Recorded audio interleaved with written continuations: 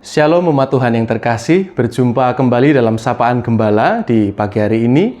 Dan kita akan merenungkan firman Tuhan, tapi sebelumnya marilah kita berdoa. Ya Tuhan Yesus Kristus, kami percaya bahwa saat ini Tuhan menyertai kami dimanapun kami berada, karena kami hendak mendengarkan firman-Mu, dan biarkanlah firman-Mu itu boleh menguatkan kami, membekali kami, juga meneguhkan iman percaya kami. Di dalam Tuhan Yesus Kristus kami berdoa, haleluya, amin.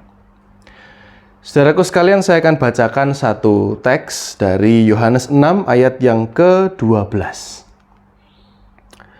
Setelah mereka kenyang, ia berkata kepada murid-muridnya, "Kumpulkanlah potongan-potongan yang tersisa, supaya tidak ada yang terbuang."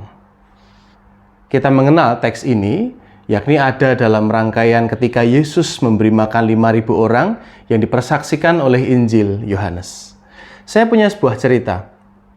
Suatu ketika saya bersama dengan teman-teman, waktu itu 5 orang, kami pergi ke Gunung Kidul, Yogyakarta, untuk kembali kepada sebuah rumah di mana kami pernah semacam KKN di sana, begitu. Kami ke sana dengan status yang sudah lulus pada waktu itu, dan kami membawa makanan, membawa kue untuk kami jadikan oleh-oleh. Kami membawa kue yang menurut kami cukup layak dan rasanya pasti enak tentunya. Ketika kami menyerahkan kue itu kepada ibu itu yang secara ekonomi bukan keluarga yang berlimpah, begitu ya. Bahkan mungkin bisa dikatakan kurang, begitu. Ketika kami membawa kue itu ke sana, yang dilakukan oleh ibu itu adalah ibu itu segera mengiris-iris kue itu menjadi banyak. Kemudian saya GR, saudaraku. Kenapa? Saya kira ibu itu akan menyajikan kue yang kami bawa untuk kami makan. Saya bilang, "Bu, nggak perlu buat kami, Bu. Kami bawakan untuk keluarga ini." Begitu. "Oh, enggak, Mas. Ini kue ini mau tak bagi-bagi ke tetangga-tetangga." Begitu. Ternyata kue itu dibungkus dengan daun pisang, 3 iris yang tidak banyak. Kemudian ibu itu repot begitu membagikan kue itu kepada tetangga kanan kiri dan juga belakang rumah. Waktu itu saya termenung begitu. Kami membawakan itu khusus untuk keluarga itu, tapi yang dilakukan oleh keluarga itu membagi-bagikannya kepada orang lain. Saudaraku sekalian, hal itu adalah hal yang tentunya membuat kita mungkin merasa bahagia ketika melihatnya langsung. Kenapa? Karena ada sebuah kemauan dan keberanian untuk bisa membagikan sesuatu yang ada pada dirinya. Saudaraku, ketika kita membaca Yohanes 6, khususnya dalam perikop Yesus memberi makan 5.000 orang, fokus kita di mana?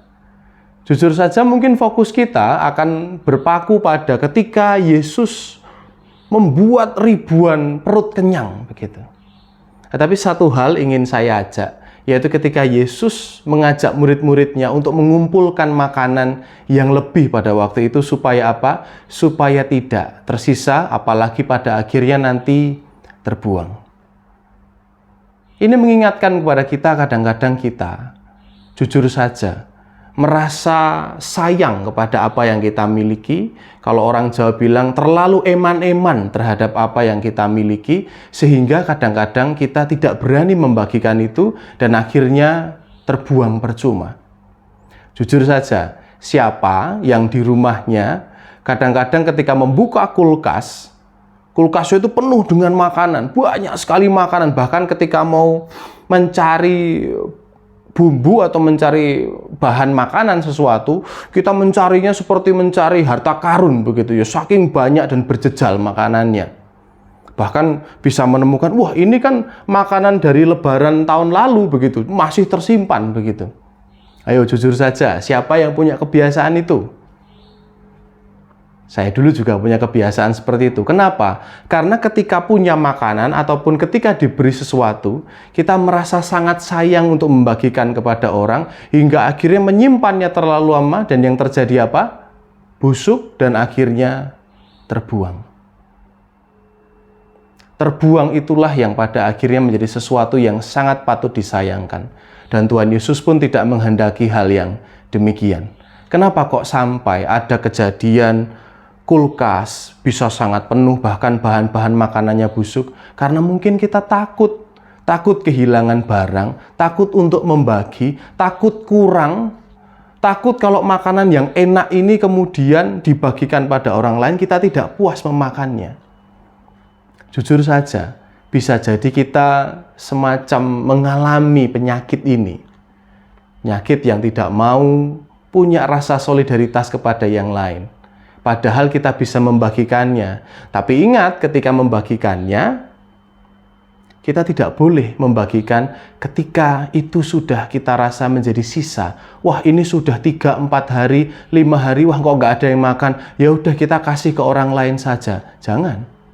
Justru ketika itu sudah ada, misalkan ada roti yang besar diberikan kepada kita, ya sudah langsung kita ukur saja, oh bagiku ini paling cuman nggak sampai setengah potong, yang lain berikan pada orang lain, langsung saja. Jangan nunggu sisa dulu, jangan nunggu berhari-hari dulu, baru dibagikan. Tuhan Yesus menghendaki supaya kita mau berbagi. Tuhan Yesus menghendaki supaya kita tidak menyisakan bahkan membuang makanan. Itu hal yang sangat disayangkan. Kita tentu di kalangan mungkin yang ada di wilayah kompleks, begitu ya, tinggal di tengah kompleks, mungkin punya tetangga, punya keamanan, security, begitu. Kita bisa berbagi kepada mereka. Atau mungkin di wilayah perkotaan yang sering kali order makanan yang diantar oleh ojol, begitu ya. Kita bisa langsung berbagi kepada mereka. Tetapi serius, kadang-kadang kita mengalami apa yang namanya sayang sekali dengan makanan. Takut kalau nanti, wah itu enak sekali soalnya, jadi nggak dibagi. Akhirnya apa? Yang terjadi adalah terbuang, membusuk, dan semuanya sia-sia. Apalagi kalau misalkan kita punya makanan yang banyak. Undang orang untuk makan di rumah. Ayo makan di rumahku, ada banyak makanan. Itu tentu akan membuat rasa solidaritas kita semakin terasah, semakin bertumbuh, dan kita bisa menularkannya kepada orang lain. Saya percaya, dan saya mengimani bahwa yang menjaga kelangsungan hidup kita adalah ketika kita mau berbagi kepada yang lain. Kenapa ada orang kekurangan? Kenapa ada orang kelaparan? Kita bisa membincang dan berdebat ini dengan banyak hal. Tetapi bisa terjadi karena yang punya hal yang berlimpah, punya makanan yang banyak, itu menyimpan untuk dirinya sendiri. Takut kurang, rasa sayang sekali, eman-eman, itulah yang seringkali menjangkit pikiran dan hati kita. Dan hendaklah kita boleh diubahkan oleh firman Tuhan. Kenapa? Ketika Tuhan bisa mengubahkan pada waktu itu ribuan orang, Tuhan pun bisa mengubahkan hati dan juga perasaan kita semuanya. Tuhan memberkati kita. Amin. Marilah kita menutup perenungan kita dengan berdoa. Ya Tuhan Yesus, kami percaya bahwa Engkaulah yang terlebih dulu membagikan kepada kami, yakni tubuh dan darah-Mu. Engkau mau memikirkan kami, Engkau mau mengutamakan kami, dan biarkanlah kami boleh meneladan apa yang Engkau lakukan. Membagikan apa yang kami miliki. Tidak merasa eman-eman, tidak merasa sangat sayang kepada apa yang kami miliki sehingga kami tidak berani untuk berbagi. Ajarkanlah kami untuk berani berbagi, ajarkanlah kami untuk berani memberi, meskipun kami sendiri juga bukan orang yang berkelimpahan. Terima kasih ya Tuhan, terima kasih. Dan biarkanlah kami mampu memupuk persaudaraan, rasa kebersamaan, karena itulah yang menjamin kelangsungan hidup kami bersama-sama. Terima kasih ya Tuhan, terima kasih. Dan biarkanlah kami serahkan seluruh kehidupan kami hanya di dalam nama Tuhan Yesus Kristus. Haleluya. Amin. Saudaraku sekalian, biarkanlah renungan ini boleh menguatkan kita, mengingatkan kita, dan meneguhkan kita. Sampai jumpa dalam Sapaan Gembala di episode mendatang. Tuhan Yesus memberkati.